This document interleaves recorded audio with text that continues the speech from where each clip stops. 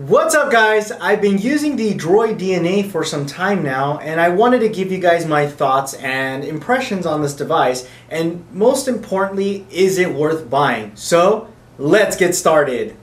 The Droid DNA is one of the most advanced smartphones of 2012. With groundbreaking features and future-proof hardware, there's really nothing to dislike about it, or is there?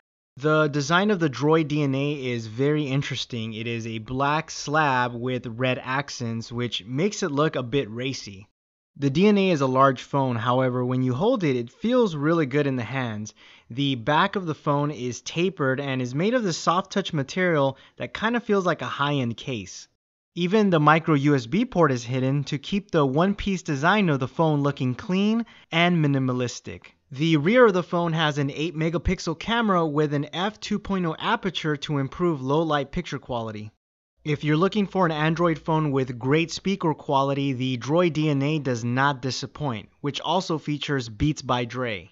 Since the Droid DNA is still fairly new, it does have the latest Android version 4.1.1 with HTC Sense 4 Plus. Which means you have all of the latest Android features that Jelly Bean has to offer, including Google Now, which is really cool.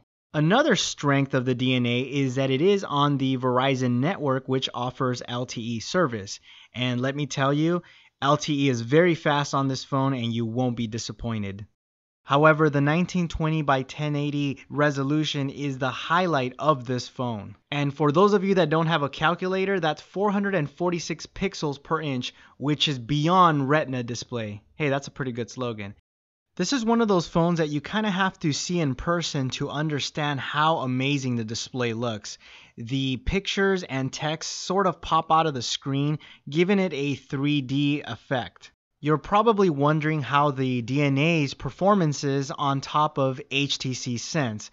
Well, let me tell you, it is no slouch. First of all, the Droid DNA has a quad-core Snapdragon S4 processor, and I can tell you that anything you throw at it, it will run just fine. I was very impressed to see how well the default browser performed. Scrolling was very fast and pinch to zoom was fantastic. I had no complaints and definitely one of the best mobile browsing experience I have ever used. But I just can't stop talking about the display of this device. You really have to see this device in person as it's something else. It's not necessarily the 1920 by 1080 that is so great about this phone.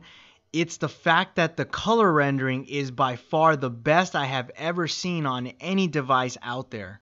Now I know this may sound crazy, but I'd rather watch a movie on my DNA over my Nexus 7. I mean, after all, this is still a fairly large phone. Now when I started playing video games, that 1080p resolution was again flexing its muscles, and I did not encounter any hiccups while I was playing some of my favorite video games. Now you're probably wondering, all this greatness must come to the expense of that 2020 milliamp battery, which is non-removable. But to my surprise, you can get through the whole entire day with about 3.5 hours of on-screen time, and I was very impressed. So you're probably waiting for the but. Well, there is a but. This phone is really awesome. I like it. I think it's probably one of the best phones to buy. I would definitely pick it over the Samsung Galaxy S3 and many other phones out there. But it is not pure Android. And I think that's where it falls short. And I'm actually disappointed that this was not the next Nexus 4, because I believe that it has all of the features to be a Nexus device. But it's not. And that's where I have to put the but. Now, some of you out there might be okay with that and are going to flash a new ROM or modify it, and that's okay. But if you want that pure Android experience, and in my video I said it had the latest, well, when I filmed it, it did, and now there's 4.2, so it doesn't have the latest, and that's the problem. You will not have the latest and greatest unless you take matters into your own hands. So if you're willing to do that, then that's okay. If not, then this phone is not for you. But other than that, despite all of those minor things, or could be a big thing, this phone is fantastic. And I must say that it is definitely one of my favorite phones of 2012. I hope you guys enjoyed this video. I hope that you liked the Droid DNA. If you are stuck on Verizon or you really like Verizon, like myself, I like their network just because I get the best coverage in my area. The Droid DNA is a really great phone to have. If you don't really care about Android updates, it does have Jelly Bean and it does have a lot of great features, and you should be okay. But if you're always trying to get on top of the latest and greatest, then this phone is definitely not for you. And I'll tell you, after using it, it does leave me with that feeling like, I need my Nexus. And because I'm a hardcore Nexus type of person, I can only recommend Nexus devices. So with that being said, it's a great phone, but I still recommend the Nexus 4. So guys, again, I hope you liked this video.